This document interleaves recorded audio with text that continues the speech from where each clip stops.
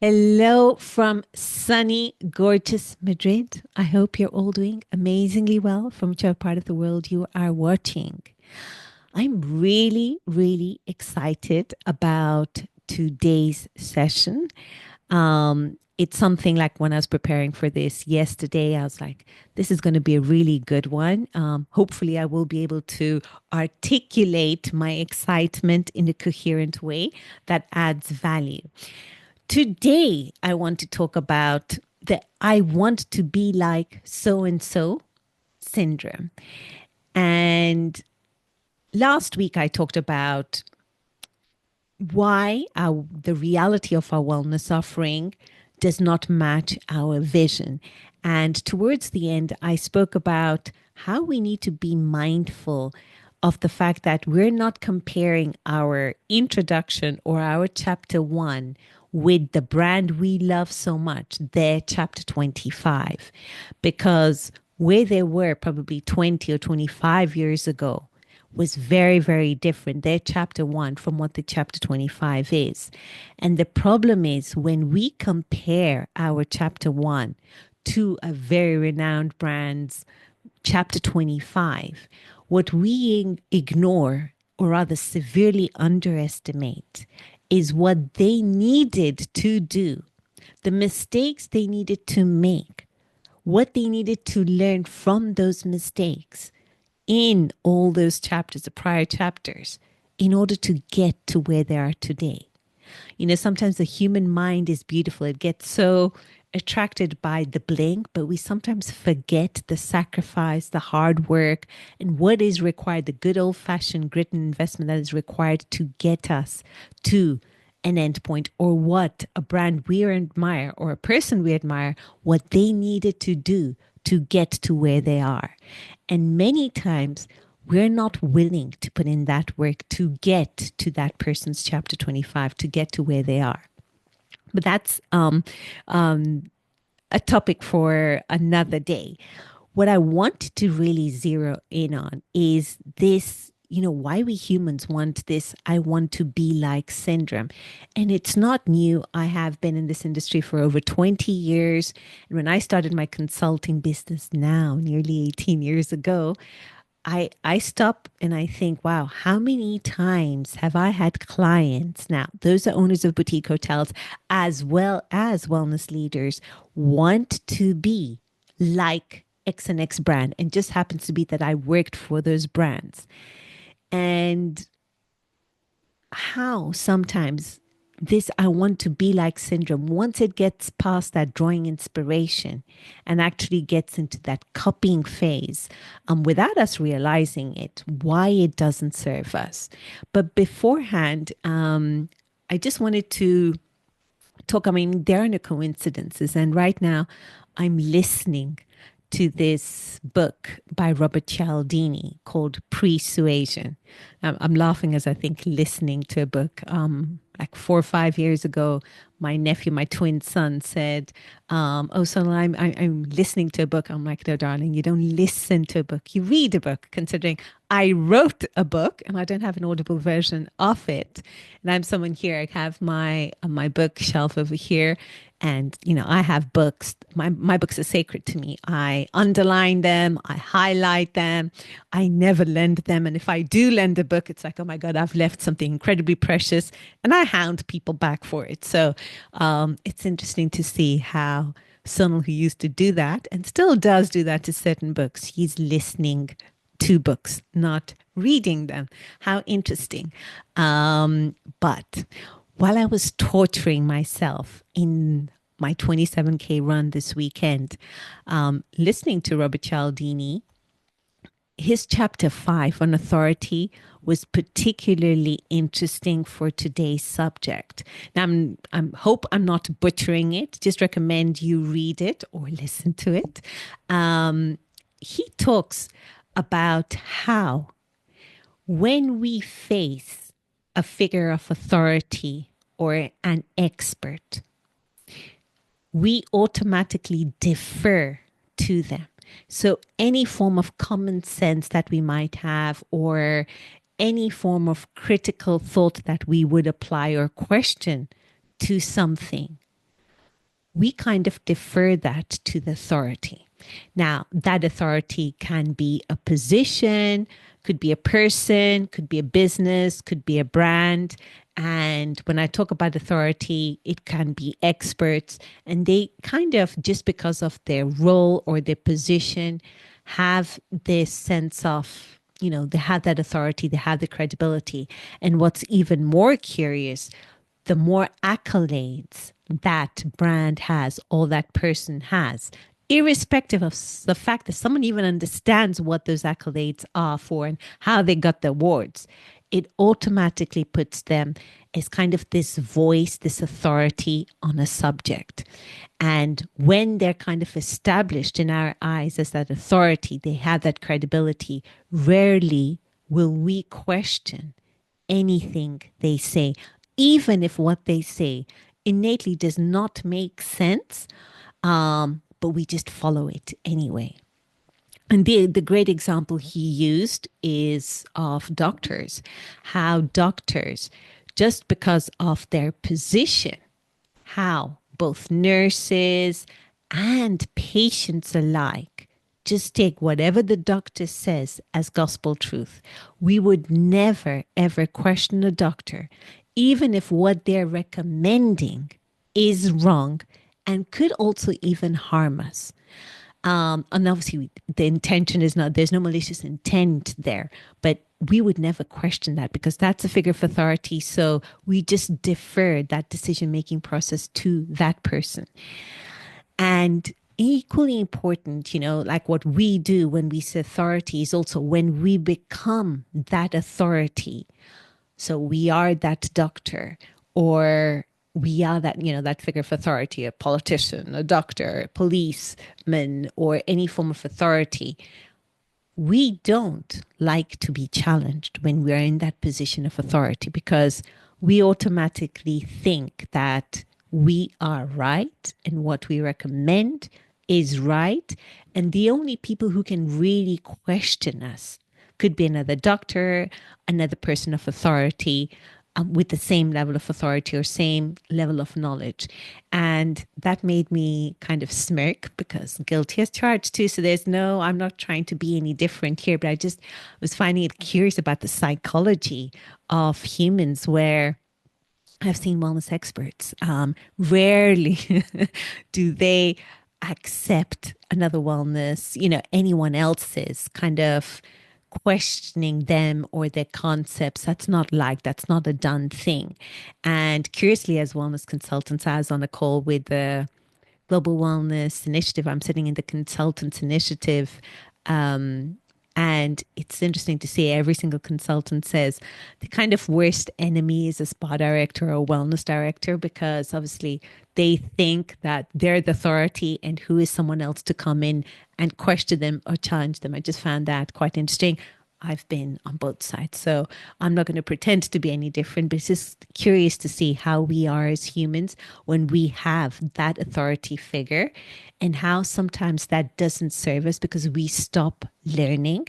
And when it comes as a person following someone else, just because we have given them the status of authority, even if what they're recommending is wrong, we will follow them blindly. We defer to that authority. And when we are that figure of authority, we want people to defer to us too. Now, what has all this got to do with today's subject that I'm talking about? This is what it has to do with.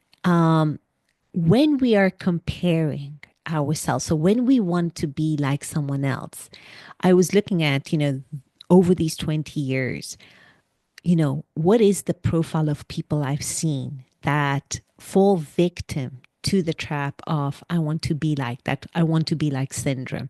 And I've been in all of these groups. And I break them down to three groups of people. The first one is, so you're new to the industry, so you could be a boutique hotel owner that comes from a very different industry. You're getting into this industry, or you could also be a wellness leader that in a past life had something, was doing something else, and now you really love wellness leadership. So You want to learn. You're a sponge. You're probably the best. You're in the best place, the most humble place where you want to learn. You know the brands that you love. You want to be part of those brands. You want to take what they're doing well and bring it to your property, your way of doing wellness. And that is a beautiful thing. So, and I encourage all my clients to do that. Really look for brands, people that you know are aspirational for you, who inspire you. What do you like about them? And also brands that you don't like. What do they do that you don't like, that you never want to treat your community, your environment, your guests, your people in that way? And that is such an important part of learning. But for this particular group of people, it is so important to draw caution on, are you going to implement their mistakes into your property? Because you saw how they do things, you've seen how they've built it, and just because they are this authority with all the accolades, that you're just going to defer to what they're doing. You won't question, does this make sense? As a client, me going here, I know sometimes when we're new to wellness, we sometimes don't know, there's that awkwardness, how do I need to behave? What are the wellness etiquette? I've never really done this. And I know that can feel quite awkward, but I think it's there where we need to know that we're like any other human being, and we're not the only human being who's probably going to do wellness services a few times in their life, or even be remotely interested to do them. It doesn't matter. But that common sense of saying, I really didn't like to be doing this, or I really didn't enjoy walking around in my robe past the lobby, past the rooftop bar to actually get to my treatment room, for example. Just because a big top brand does that doesn't make it right. And I can also say I have worked for top brands that have done wellness and do wellness incredibly well. But here's the truth. Sometimes you just have the reality of the project is such that mistakes do happen, or sometimes that the way things have to be built, something has to be compromised. And when something has to be compromised, you just kind of do the less of all evils. You have to kill several darlings along the way. And then what you end up with is a very compromised, but still workable solution. And what I encourage, if you're in this group, one where you're new to the industry, what I want to encourage you is to definitely not defer certain things. Really think about, does this make sense? Just because they're X, Y, Z, do I really want this? Or is this done right? Then the second group of people are those people who have been in this industry for a while, probably in the hospitality industry or in the wellness industry.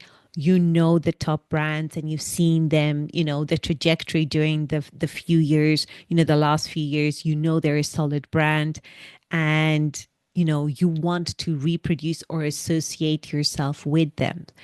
And that's a good thing. I think once you've been in the industry for a long time and you understand, how to do things right, or you understand how to actually, increase the bar, that's an excellent thing. And you want to associate yourselves with the game changers. That said, in this area, it is so important to understand, again, we're talking about that deference to authority, just thinking that, okay, I'm one professional, they're another professional, so I could be a hospitality expert, they're a wellness expert, and whatever they say, just out of professional respect, we are not going to question what they're doing, because we wouldn't like that done back to us. And I think it's important in these scenarios. Obviously, it's all a question of alignment, compromise, understanding each person's roles. Now, I'm not saying that we don't have that dialogue and we don't respect people's boundaries. But what I am saying is that it's important not to defer anything that doesn't make sense just because someone is an authority, or not question something just because we wouldn't like to be questioned in the reverse or the inverse scenario. And the third group of people I see is, again, I'm guilty as charged here. You've been in the industry for a very long time. You've actually had the privilege of working with top brands. So you have learned from the beginning how to do wellness well. And in a certain way that delivers huge results for the industry, for your guests, for your people, for your environment. And you think, this is the way wellness should be done because you've learned it well. And then once you want to leave the brand and spread out your wings and fly, you go to other hotels or other properties. And what ends up happening is you want to implement what you learned in the previous brand as is. You want to just implement that into a new property. And this is where I'm saying, you become that authority figure that you want people to defer to. And I think it's important to be incredibly humble in these circumstances. I've been there, done that, got the t-shirt because it doesn't serve us. You could have learned how to do wellness from what you consider the best brands out there, and they do wellness incredibly well. However, the way they do wellness is relevant to their values, their vision, their goals. That does not mean that automatically the way they do wellness is going to be relevant in every single other brand, because we're talking about different owners, different locations, a completely different business and hotel landscape. So this is where we need to be mindful of the fact that, yes, we're bringing in that information, that knowledge, that expertise. But what we don't know is the local area or the property or the owners or the vision.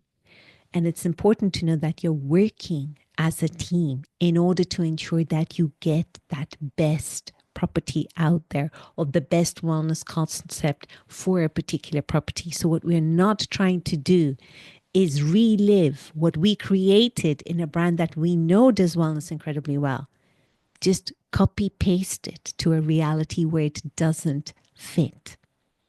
It simply doesn't work like that.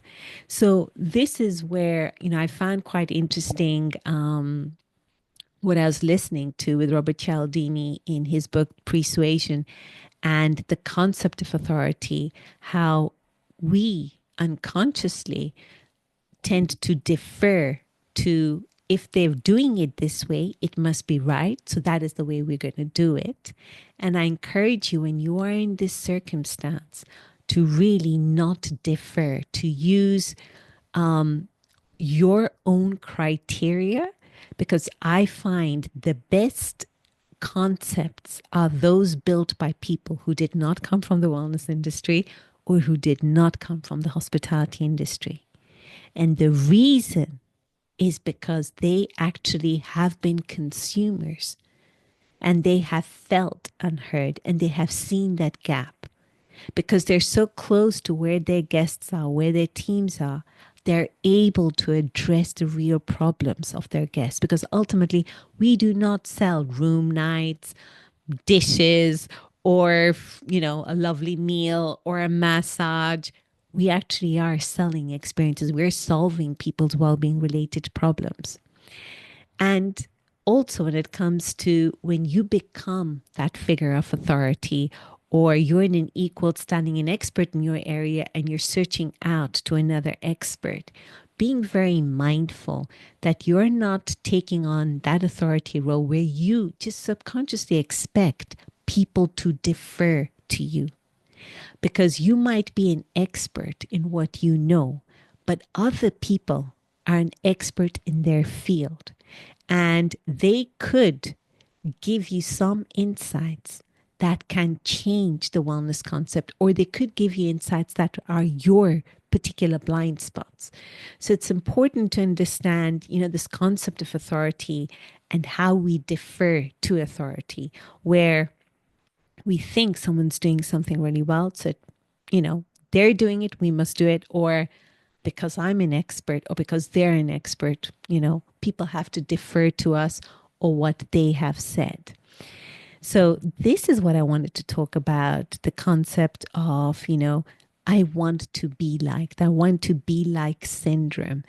And I think it's so important, and I do it in my own business and also for my clients. I look at what others are doing and other brands that it inspire me. And that is a beautiful thing. But I think we should also not switch off our own criteria and question or try to do better a certain thing when we are implementing concepts in our particular properties. So on that rant, I hope I didn't butcher poor Robert Cialdini's book on Pre-Suasion. Strongly recommend it. And I find it quite interesting for today's subject on I want to be like syndrome and how to just be mindful of not falling into a trap that doesn't serve us or our businesses. And on that note, I wish you a beautiful day ahead. Take care now.